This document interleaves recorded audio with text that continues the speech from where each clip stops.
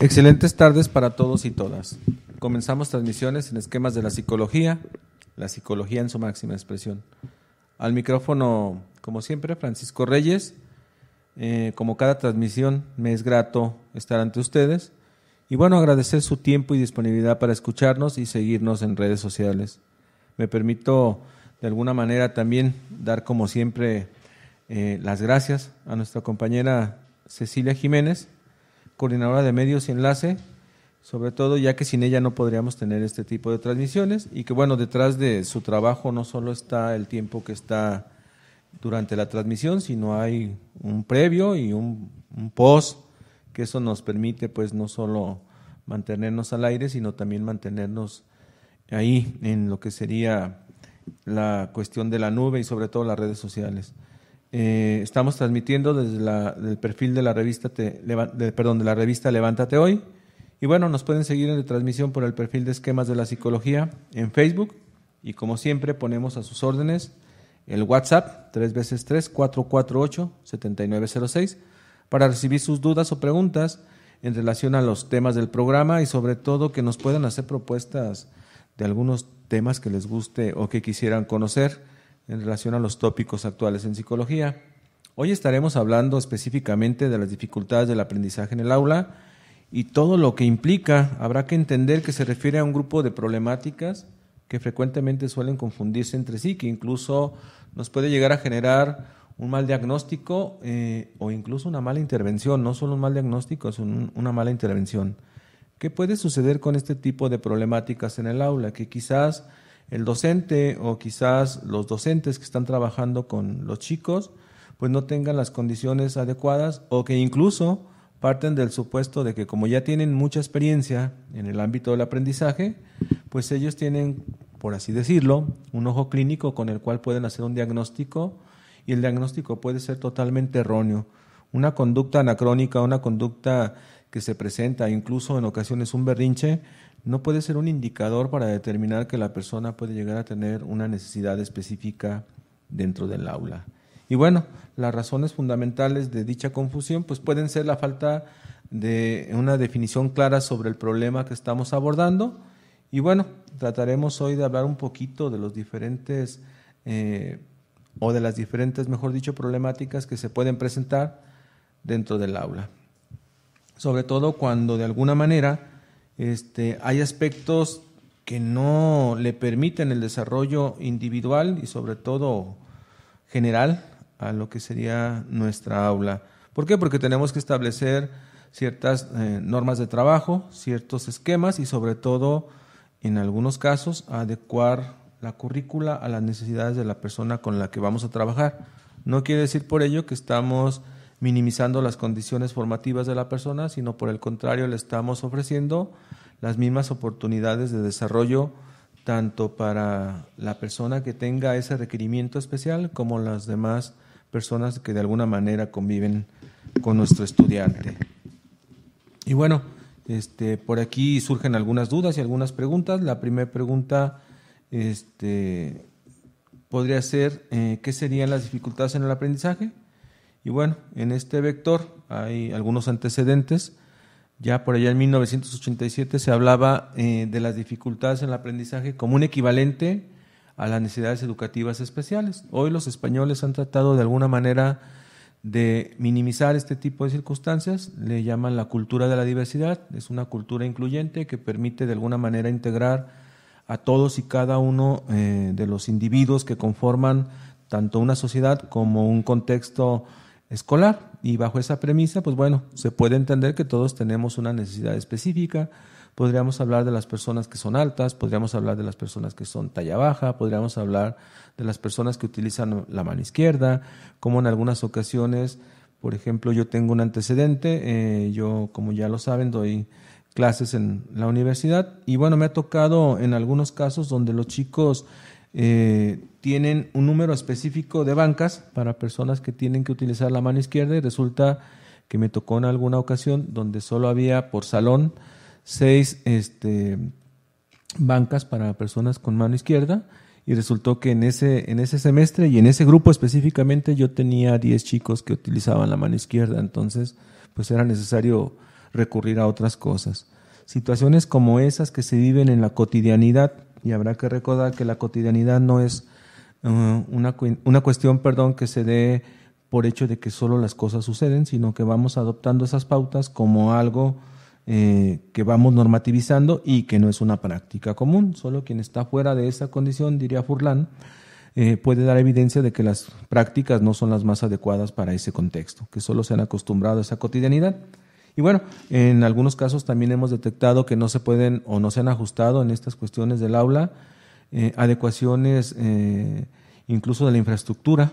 Tengo el caso también de por ahí de un alumno que accede con nosotros a la educación en la licenciatura y tiene problemas, necesita él utilizar una silla de ruedas para transportarse y en ocasiones acordamos entre los maestros cambiar el aula porque pues obviamente no puede acceder al segundo o al tercer piso y en ocasiones hay profesores que a pesar de estar ya en la licenciatura, a pesar de tener todas las condiciones necesarias, pues les cuesta trabajo o les molesta el cambiar el aula y te dicen, ¿y yo por qué tengo que cambiar el aula si el aula es mía? Bueno, al final el aula no es de nosotros, se nos asigna un espacio para poder trabajar y tenemos que entender esa parte.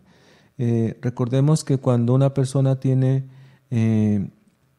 esta cuestión de la discapacidad, puede ser por dos condiciones, una discapacidad congénita o una discapacidad adquirida. El problema de la discapacidad adquirida es que puede ser definitiva y bueno, lo que puede ser en algunos casos favorable es que puede ser transitoria, pero mientras está uno por ese proceso, pues te cuesta mucho trabajo el adecuarte a las nuevas condiciones, sobre todo si las escuelas no cuentan con la infraestructura o con las condiciones de acuerdos entre los profesores para tener acceso, como lo son las rampas, incluso la señalética, o en ocasiones para las personas débiles visuales que tienen, ya hoy se utilizan mucho las guías, o el caso ahorita el que más recuerdo, el caso del macrobús, donde ya la señalética del piso le marca a la persona ese sobrerrelieve que la gente cree que es un diseño a lo mejor de estética, pues tiene esas condiciones, trata de informar y de ubicar a las personas,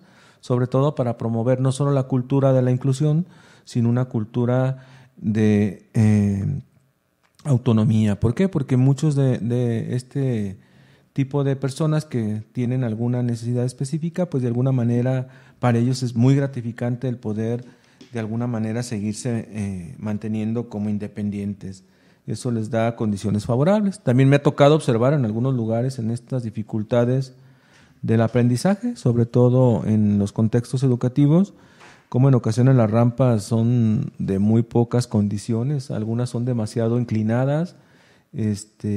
Conozco el caso también de un chico que no recuerdo qué carrera está, pero sé que está en Ciencias de la Salud y hay una rampa que para él, creo yo que en ocasiones no le favorece porque es muy extendida y es muy reacio en ese sentido, no le gusta que lo apoyen. Entonces nosotros en ocasiones le sugerimos que si no le gusta que lo apoyemos, que de alguna manera nos permita darle como el acompañamiento por si en algún momento llega a tener, se puede cansar o cualquier situación, estar ahí al pendiente, porque si no, en regreso, pues pudiese pasar por una situación no favorable. Entonces, se habla de Warnock, en 1967 hablaba de que el objetivo de unificar todas las categorías tradicionales de la educación especial y unir esta condición con la cuestión de la nosología, ¿no? Por así mal llamarlo, la patología, pues de alguna manera permite minimizar el riesgo y la integración de los estudiantes a la cuestión del aprendizaje. Las dificultades en el aprendizaje, entonces, pues constituyen de alguna manera un grupo de problemas que puede ser diferenciado dentro de las necesidades educativas como tal. Y bueno, esta es la acepción que asumen aquí y que de algún modo pues supone obviar las necesidades más comunes, desde dislexia, incluso problemas de ansiedad que pueden llegar a generar taquifemia, entre algunas otras cosas como los tics, y algunas otras que estaremos mencionando por aquí, que bueno, trataremos de ofrecer algunas alternativas para el manejo adecuado dentro del aula. Y la primera pregunta entonces, ¿qué es el diagnóstico de necesidades especiales o cómo de alguna manera nosotros podemos entender las dificultades de aprendizaje?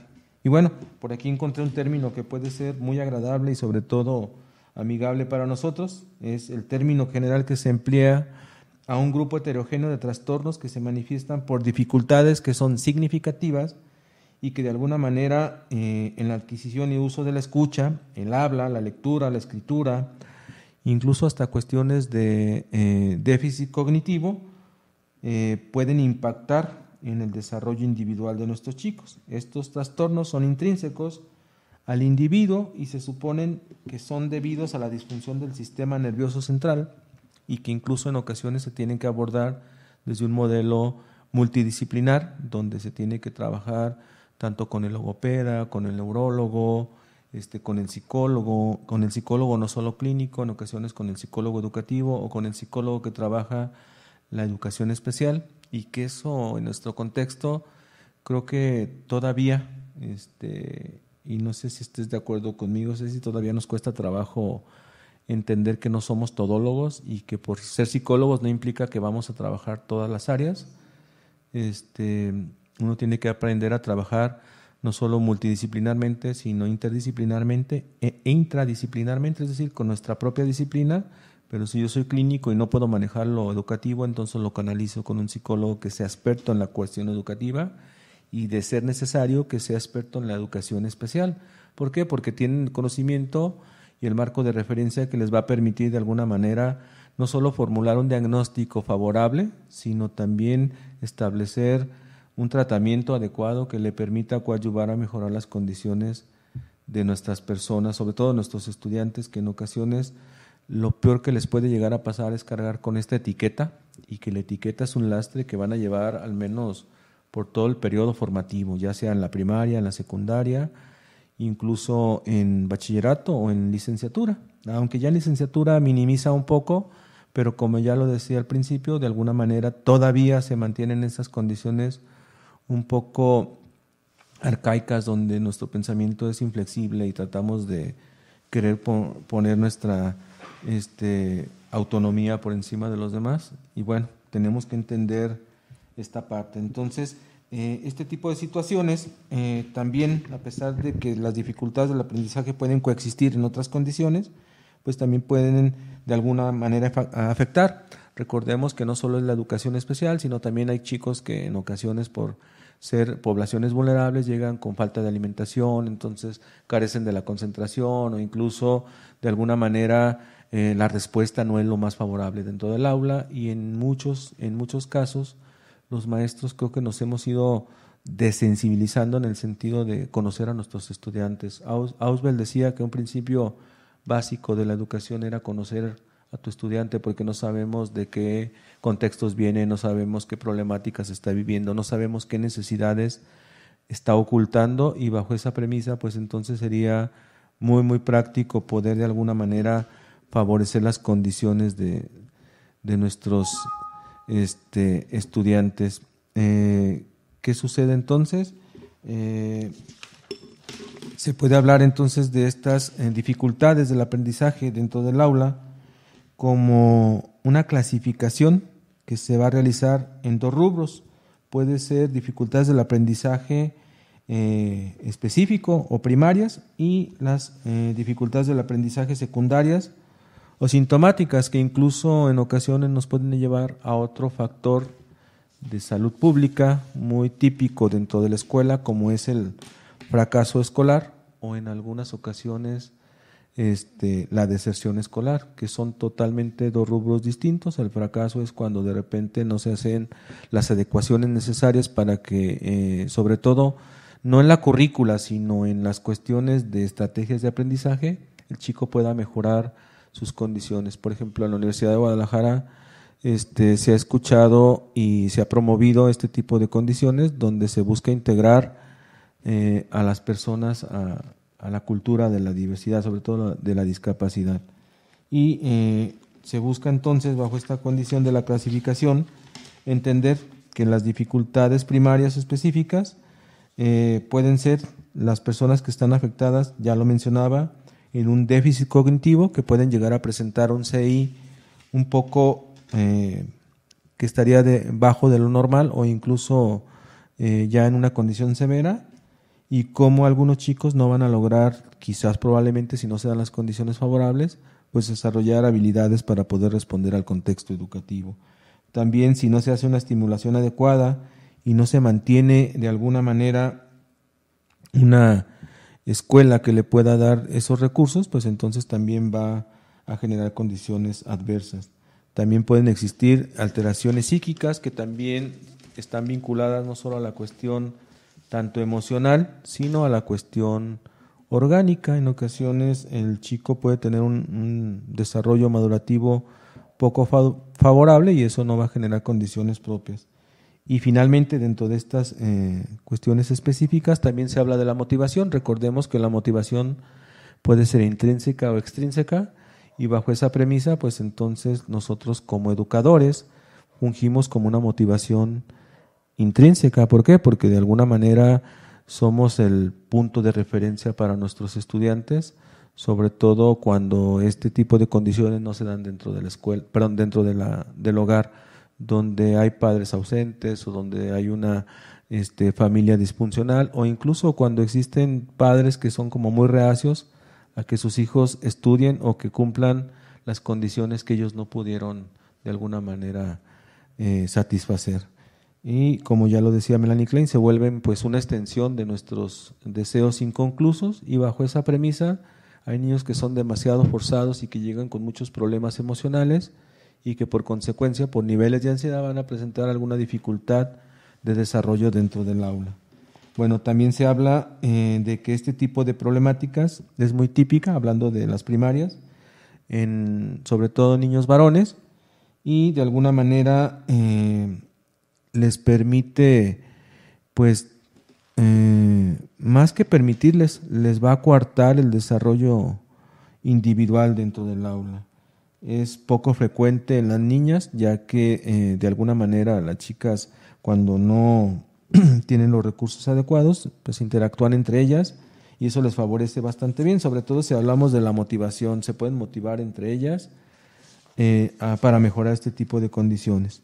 Y bueno, en la segunda situación podríamos hablar que podría ser según la función que tenga de alguna manera alterada, puede ser un déficit de la atención. Recordemos que se divide en trastorno de atención, trastorno de déficit de atención e hiperactividad, trastorno de déficit de atención, trastorno de hiperactividad y algún otro que se vinculaba a ellos, que es muy típico hoy en las escuelas, el trastorno negativista desafiante, donde el niño de alguna manera es reacio a las reglas que se le imponen dentro de la escuela, y pues en ocasiones al educador también le cuesta mucho trabajo tratar de adecuar lo que sería la currícula para este tipo de niños. ¿Por qué? Porque de alguna manera son muy demandantes, ¿no? Ya por ahí se hablaba en esta cuestión del sentido común de que son niños tiranos.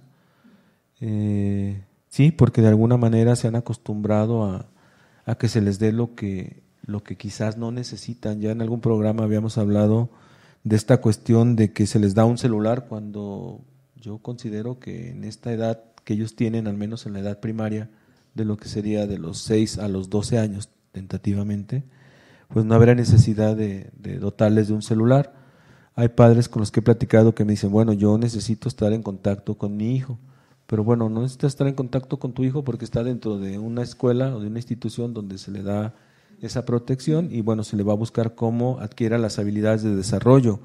Si tú lo mantienes todo el tiempo monitoreado, si tú todo el tiempo lo mantienes preocupado, a qué horas me llama, me va a llamar, eso le puede generar un nivel de ansiedad y eso va a generar una inatención dentro del aula. También no le vas a permitir tener una autonomía adecuada. ¿Por qué? Porque él sabe que siempre va a haber quien le solucione los problemas. Nos ha tocado ver madres o padres que de repente el chico se le olvidó llevar lonche ese día y la mamá ahí está, ¿no? Queriendo cumplir esa necesidad, cuando le estás coartando esta cuestión de la resolución de problemas, donde él puede incluso mantener una interacción con sus compañeritos y de alguna manera promover la solución del problema, ¿no? Oye, fíjate que mi mamá hoy no me puso alimentación y bueno, yo veo que tú traes alimento, ¿qué te parece si lo compartimos? Y la próxima vez yo le pido a mi mamá que nos ponga alimento para los dos y bueno, de alguna manera permite la comunicación y el desarrollo de habilidades sociales. Muchos de los problemas y las dificultades en el aula no solo están vinculados a las necesidades educativas especiales, sino también a los problemas de la falta de competencias sociales, como se conocen, o que en su momento también se conocían como habilidades sociales. Y recordemos que las competencias sociales son básicas en toda institución educativa, son básicas a nivel primaria, son básicas a nivel secundaria, son esenciales a nivel bachillerato y bueno, se refuerzan y se necesitan en educación superior. ¿Por qué? Porque son típicas.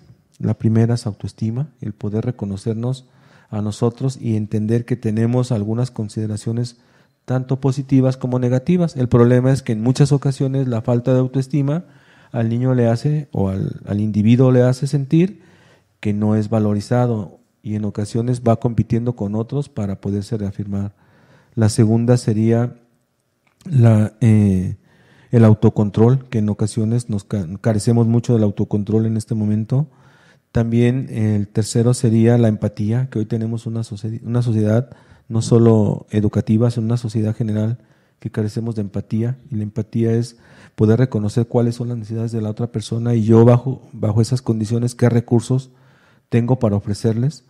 Ayer me pasó algo muy fantástico, necesitaba el apoyo de una persona, le llamo y me dice, ¿sabes qué? El mejor apoyo que te puedo dar es canalizarte con otra persona. ¿Por qué? Porque yo no te puedo ayudar en ese sentido. Y en ocasiones creemos que siempre que nos piden ayuda, tenemos la obligación de ayudar en todos los rubros y en muchas ocasiones la ayuda que podemos ofrecer es hacernos a un lado. Otro de las habilidades sociales que tendríamos que trabajar para minimizar las dificultades del aula debe de ser la comunicación. Carecemos de una comunicación, utilizamos una comunicación eficaz, más no eficiente. Eficaz, ¿por qué? Porque cumple los criterios mínimos de la comunicación y no es eficiente porque no alcanza a lograr los objetivos para lo que se está diseñando el mensaje o la interacción con los demás. Me he encontrado con niños que son muy buenos para mandarte mensajes por WhatsApp, son muy buenos para mandarte peticiones o dudas por el correo, pero cuando tú les solicitas, sobre todo cuando se les da la asesoría dentro del aula, los niños carecen mucho de este tipo de condiciones, no saben expresar, no saben comunicar, no saben diseñar una pregunta, y entonces es que el maestro me presiona. Bueno, no es que uno los presione, sino que en ocasiones carecemos de esa habilidad. También retomamos la habilidad de lo que sería la resolución de problemas, que es esta capacidad máxima del pensamiento donde buscamos generar una gama de probabilidades para poder determinar situaciones, no solo resolver el problema de una condición, sino poder utilizar siempre alternativas que nos permitan obviamente tener una respuesta más inmediata y con más probabilidades de respuesta y sobre todo respetando tanto nuestros derechos como los de los demás. Toma de decisiones, en ocasiones los niños tienen mucho problema, sobre todo cuando les pides que hagan equipos. Vamos a hacer equipos de 5 personas y quiero equipos totalmente distintos a los que cotidianamente realizamos y les cuesta mucho trabajo porque siempre hacen equipo con las personas con las que totalmente interactúan y cuando haces esa modificación o se frustran o se enojan y no quieren trabajar. Entonces esas dificultades también se tienen que minimizar, se tienen que buscar alternativas por medio de los educadores para poderlos ayudar y enseñar a que puedan interactuar entre todos, porque incluso me ha tocado hacer análisis situacionales en las escuelas donde el alumno no conoce ni siquiera cómo se llama su compañerito de la esquina o de media del grupo. ¿Por qué? Porque nunca interactúa con él. porque se ha acostumbrado a interactuar solo con un pequeño grupo selectivo. Otra de las habilidades sociales que deberíamos de trabajar sería el trabajo colaborativo, y hoy vivimos en una sociedad donde carecemos, creo que, del trabajo colaborativo. ¿Por qué? Porque somos muy individualistas y eso de alguna manera va coartando el desarrollo individual de nuestros estudiantes. La asertividad es expresar lo que quiero en el momento que quiero y con la intensidad en que la quiero, y sobre todo con la persona que lo debo de transmitir. Y comunicar no solo es comunicar lo negativo, sino comunicar lo positivo. ¿Cuántas veces le pedimos a los niños, sobre todo yo hago prácticas comunes dentro de las escuelas con los adolescentes, y les pido que le digan al otro alguna condición de su aspecto o alguna condición de sus características, y tiene que reconocerlo, se tienen que mirar a los ojos, y les cuesta mucho trabajo mirarse a los ojos y decir qué bonita sonrisa tienes, qué bonitos ojos tienes, qué bonito cabello tienes, y el otro lo tiene que agradecer. Y cuando hacemos este tipo de prácticas les cuesta mucho trabajo. ¿Por qué? Porque no están acostumbrados a expresar sus emociones. Expresan sus emociones negativas, pero nunca expresan sus emociones positivas. ¿Por qué? Porque se les acostumbró de alguna manera a entender que todo en esta vida debe de ser como regulado. Y no, en ocasiones tenemos que expresar nuestra emoción y dejarla ir hasta donde vaya. Por eso tenemos una competencia social como es el autocontrol. Dejarla ir hasta donde se necesite, pero aprender a regularla, irla minimizando, sobre todo para no violentar los derechos de las otras personas. Y bueno, finalmente en esta condición, trabajar competencias sociales favorecerá mucho las problemáticas dentro del aula. Otro de ellos podría ser problemas como sería la dislexia, la discalculia, y bueno, entre algunas otras cosas.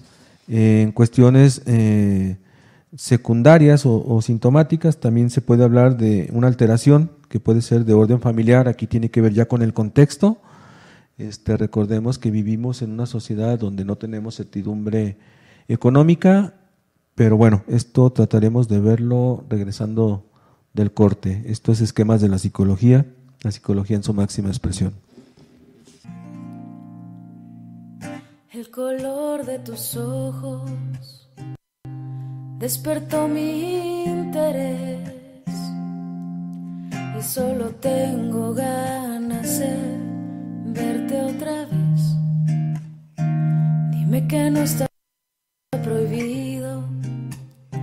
Quizás me animo y te pido verte el sábado a las 10. El color de tus ojos se robó mi atención. Te vas metiendo dentro de mi corazón. Perfecta en cualquier sentido, con pantalón o vestido, robas mi respiración. ¿Qué más quisiera que fueras el sueño que se vuelve realidad? Me gustas tanto y esa es toda la verdad. Me siento emocionada, no sé si te ha pasado que si pudiera te viera de lunes a domingo sin parar. Esto que siento no se puede comparar. Y si ves que me sonrojo, si te burlas no me enojo. Yo solo sé que de ti me enamoré.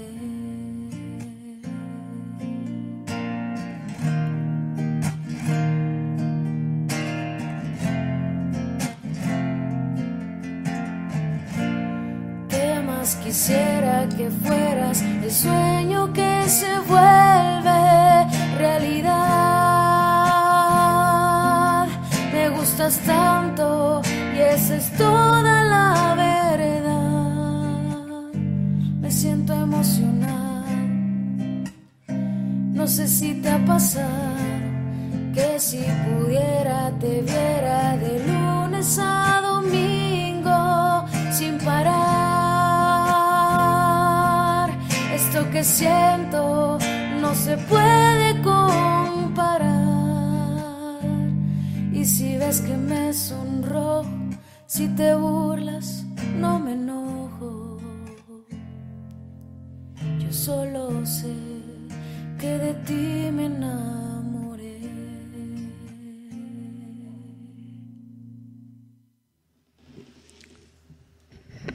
Regresamos a esquemas de la psicología en su máxima expresión. Bueno, hoy estamos hablando de algunas dificultades que se presentan dentro del aula, y antes de irnos al corte, estamos hablando de algunas condiciones, y bueno, quisiera hacer una aclaración antes de continuar con lo que tiene que ver con lo del contexto. Hablar de dislexia es hablar de que su área afectada o el déficit que va a presentar nuestro estudiante, incluso si hablamos más que del estudiante, hablando de nuestros hijos, tiene que ver con problemas para la adquisición de la lectura, y que en algunas ocasiones el diagnóstico puede estar erróneo. ¿Por qué? Porque algunas personas no se dan cuenta que su hijo lo que realmente necesita es quizás revisión por parte del oculista, tiene problemas en la visión y no necesariamente por problemas de dislexia. La disgrafia, que es el problema o el área deficitaria que tiene, es problemas para adquirir el aprendizaje de la escritura, y que en ocasiones pueden incluso invertir algunas letras. Disfasia, que es el aprendizaje del lenguaje oral, y la discalculia, que tiene ahí que ver con las operaciones matemáticas y que en muchas ocasiones les cuesta mucho conflicto a los chicos, sobre todo cuando los profesores no detectan esta condición y les orientan para mejorar sus condiciones. Hablamos también de la dispraxia, que es el aprendizaje de movimientos elaborados, y que en algunas ocasiones les cuesta trabajo, sobre todo cuando están en la educación física. El docente les pide que sean más atentos en relación a las actividades que les están solicitando, pero es que les cuesta trabajo el elaborar ese tipo de prácticas. Estamos hablando también de los problemas espaciales o habilidades espaciales, donde nosotros, cuando tenemos una condición favorable, pues podemos de alguna manera hacer un análisis inmediato, que es muy rápido, para poder movernos, para poder sentarnos. Incluso los niños en ocasiones pareciera que tienen movimientos torpes. No es que tengan movimientos torpes, es que no tienen una condición visoespacial, y es muy típico que tumben la botella del refresco, el agua, etcétera, y en vez de entender su condición, pues en ocasiones los regañamos más allá de orientarles y comprender esta condición. O típico que el niño que se asocia con el trastorno de déficit de atención tiene problemas visoespaciales, y bajo esta premisa, entonces decimos, ay, mira, el niño ni siquiera, o qué niño tan tonto, se sienta y se cae. No es que sea tonto, es que tiene condiciones de un problema visoespacial y sus cálculos no son los más adecuados para poder realizar este tipo de acciones. Disfemia, que tiene problema en el ritmo y la fluidez, y sobre todo en la melodía, en el habla. Disprosodia es problemas con lo que sería su lenguaje, sobre todo en la parte prosódica.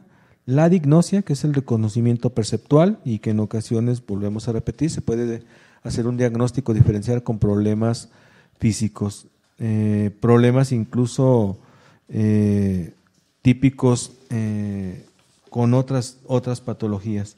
Y bien, antes de continuar con lo que serían nuestras cuestiones de dificultades del aprendizaje secundarias, estamos hablando de dónde podríamos solicitar el apoyo de algunos tipos de intervención. Bueno, como siempre, SALME, que es el número 3833-3838, nuestra línea de atención telefónica para cualquier situación, sobre todo si hay una crisis, es el 075. Y bueno, entender que las crisis, porque por ahí me decía, un comentario la otra vez una persona en el WhatsApp, que las crisis puede haber de diferentes tipos. Cuando nosotros hablamos de crisis es cuando la persona, sí, efectivamente hay diferentes tipos de crisis, pero cuando hablamos de crisis es cuando la persona carece de recursos para afrontar cualquier estímulo y sus recursos ya no son los más favorables. Por lo general son personas que como ya no tienen condiciones van a afrontar la vida de una forma distinta, incluso van a afrontar cómo culminar con esa situación que para ellos es catastrófica, quizás con ideación suicida o con intento suicida. La ideación suicida es que tiene un pensamiento recurrente sobre situaciones en la vida cotidiana y que a lo mejor en algún momento podría tomar esa determinación. Y ya conducta suicida o ya una condición suicida es que ya de alguna manera lo está realizando en ese momento y va en el mayor de los casos a lograr consumar pues su muerte. UPAC, que es la Unidad Policíaca de Atención en Crisis, 3668-7940. Desde el interior del estado también nos pueden marcar al 01800-227-4747. Ciencias de la Salud, que es la clínica CECEPLA para atención de niños y adolescentes, o la clínica, CECEPLA para adultos y adultos mayores, y CEPCLIM, que es para niños y adolescentes, 1058-5200, extensión 33756. Y Red Ciudadana, que tiene el CECEPCO, que es el Centro de Servicios Psicológicos para la Comunidad, que es el 3342-0261 y 3342-0262. Hablábamos de la condición de lo que serían las dificultades dentro del aprendizaje dentro del aula en cuestiones secundarias. Y bueno, hablábamos de orden familiar. Recordemos que hay personas que pueden venir de familias disfuncionales, incluso de familias tradicionales, donde de alguna manera se va coartando el desarrollo individual del niño. Y hablar de familias tradicionales es hablar al menos de 4 tipos de educadores, educadores hablando como padres. Hay padres permisivos que de alguna manera todo le permiten al hijo y que son como los más típicos en este momento, y que vivimos en, por así decirlo, una dimensión, Cecilia, donde pareciera que nos quedamos atrapados entre que le tuvimos miedo a los padres y hoy le tenemos miedo a los hijos. Creemos que no les podemos prohibir nada y el no prohibirles cosas genera que una sociedad se vuelva permisiva, y obviamente eso genera conflictos. Hoy tenemos también padres intermitentes que de repente te dicen sí, que de repente te dicen no, que en ocasiones no saben ni siquiera cómo solucionar las cosas y que incluso andan consultando a los propios hijos sobre algunas determinaciones individuales. Por eso creo y considero, yo le apuesto mucho a las competencias sociales. Y tenemos padres autoritarios que son tradicionales, el típico que te decía porque lo digo yo y porque soy tu padre, ¿no? Y los que están muy en boga, los demócratas, que en mi experiencia profesional me dice que hasta ahorita no hay uno que sea el mejor porque seguimos teniendo muchas problemáticas en el desarrollo de los niños, que son los que tratan como de paliar, o sea, en algún momento te prohíben cosas, en algún otros te las negocian y en algunos otros momentos te las prohíben y eso se vuelve funcional, pero hasta ahorita no hay alguien que pueda determinar cuál de esos estilos de crianza, atinadamente como se llaman, son los mejores. El contexto socioeconómico, que de alguna manera pues nos permite o no tener una certidumbre tanto de desarrollo individual como de desarrollo social.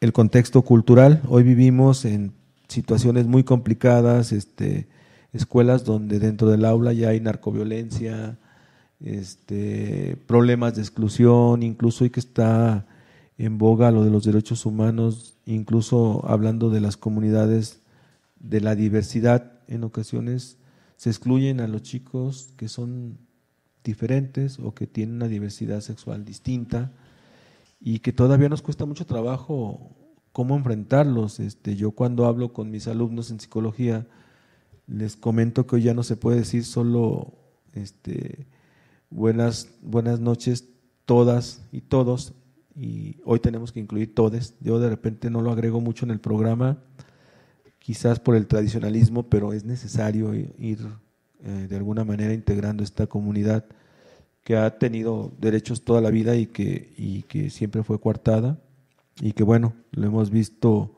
hoy en estos días, pues todos tenemos derechos y debemos de alguna manera integrarlos, ¿no? Entonces no solo quedan como en ese trasfondo, sino deben de estar integrados. Antes se hablaba del bullying como una violencia escolar, hoy se habla del bullying homofóbico, y que es algo que es cotidiano. Digo, pareciera que no, pero es algo que es cotidiano, es algo que los chicos hoy han entendido esa parte, que tienen derecho a expresar su sexualidad y que porque se les vista de azul o se les vista de rosa, no necesariamente tienen que cubrir ese rubro, sino expresar lo que ellos de alguna manera sientan. Hablamos también de problemas pedagógicos. En ocasiones la currícula no es acorde con el sistema formativo.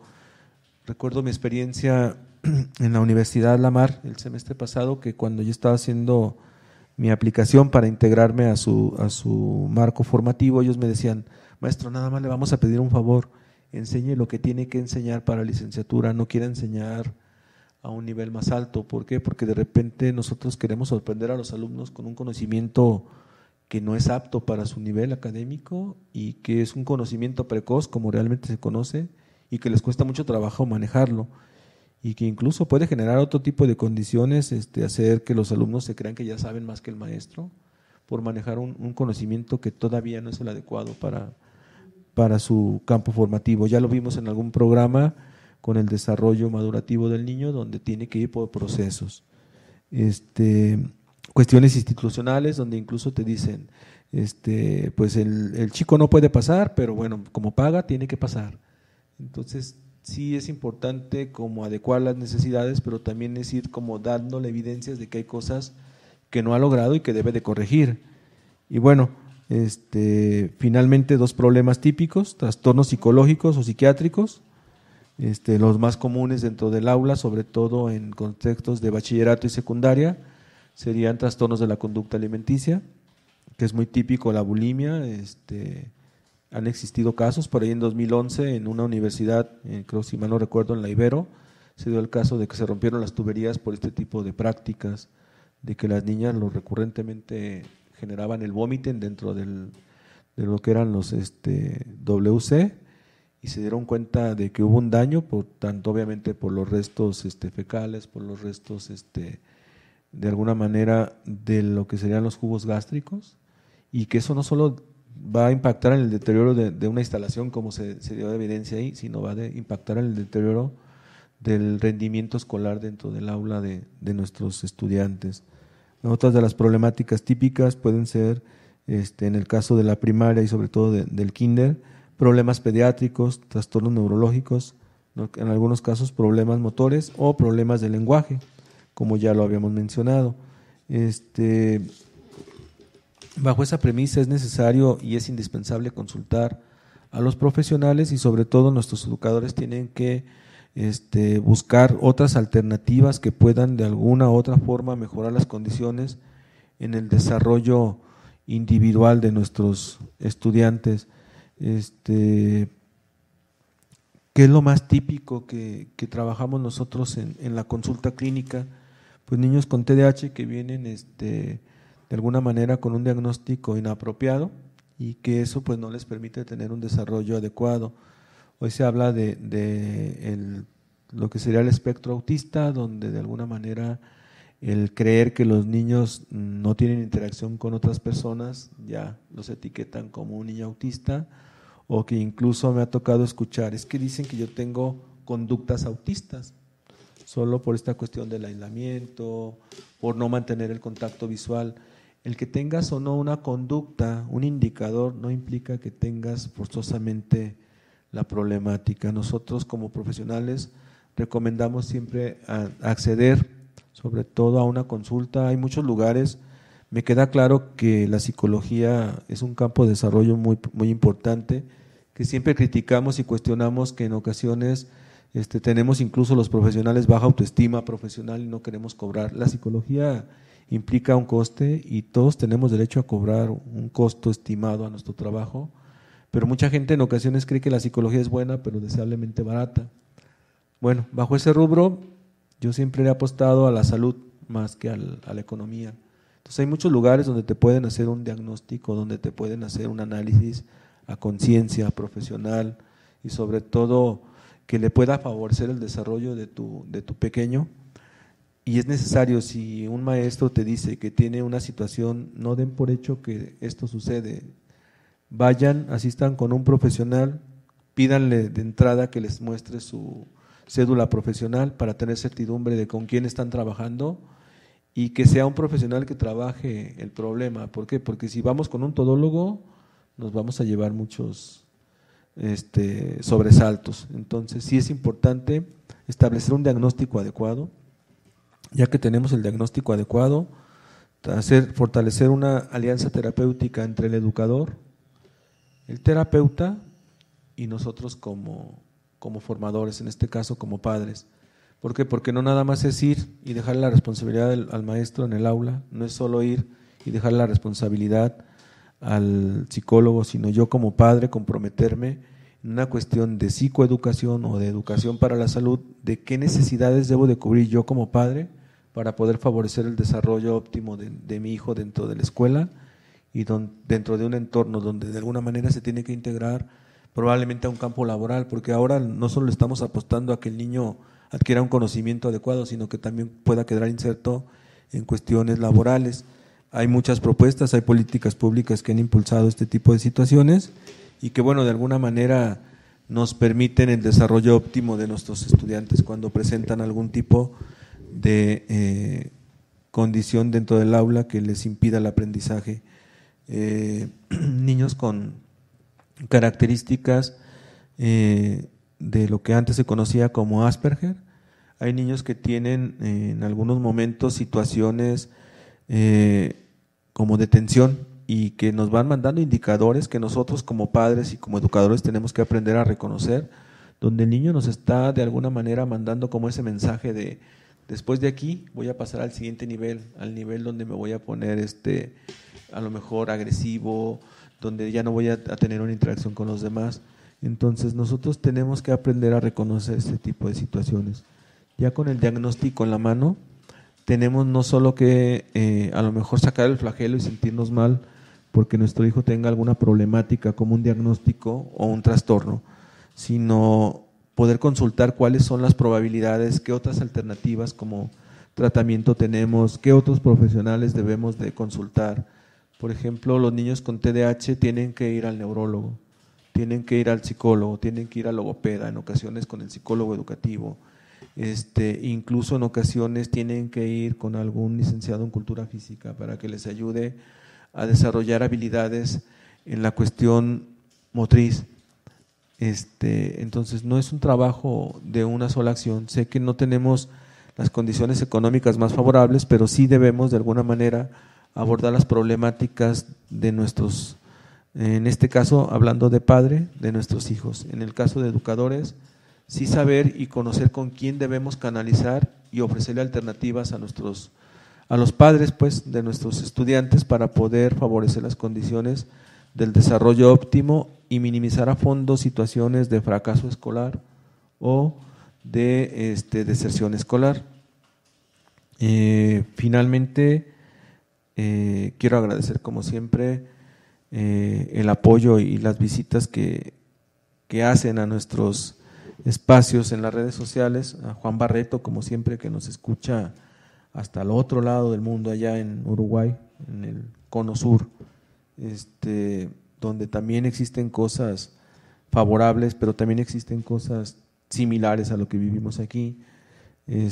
Quiero mandar un saludo, también por ahí ya nos escuchan en Canadá, un compañero que trabajaba en Ciencias de la Salud, está ahorita haciendo una residencia formativa en Canadá y bueno, hasta allá nos escucha, nos manda saludos a los alumnos de la Universidad de Guadalajara que por ahí en ocasiones incentivamos o forzamos para que nos escuchen en los programas, también a los alumnos de la Universidad Univer y bueno, a todos los que por ahí nos mandan los mensajes y sobre todo sus likes.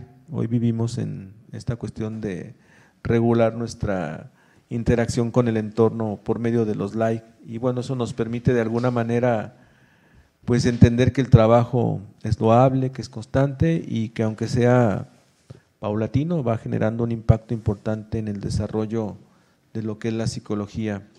Antes de despedirme también quisiera recordarles que está siempre a sus órdenes el teléfono 3x3-448-7906 para cualquier duda, cualquier pregunta, sobre todo si es vía WhatsApp.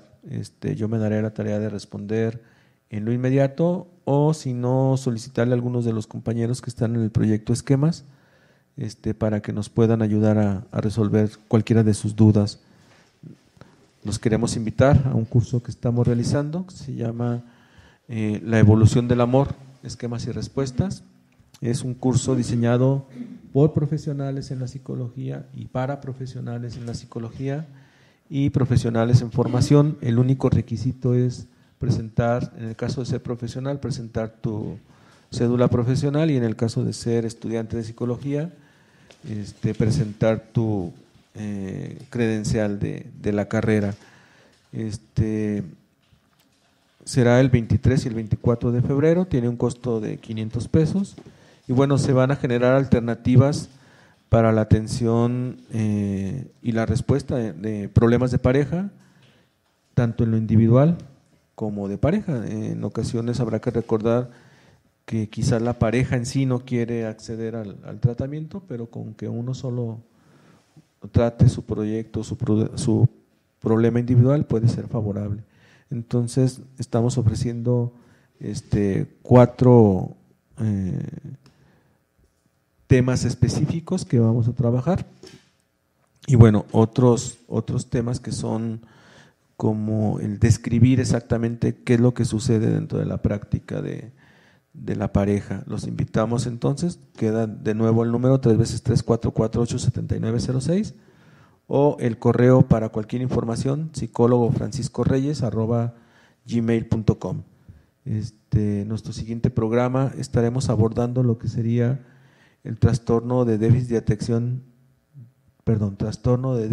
de atención e hiperactividad, y nosotros como profesionales, ¿qué alternativas podremos ofrecer? De mi parte es todo, agradezco su tiempo y disponibilidad, me despido, nos vemos la siguiente semana. Esto fue Esquemas de la psicología en su máxima expresión.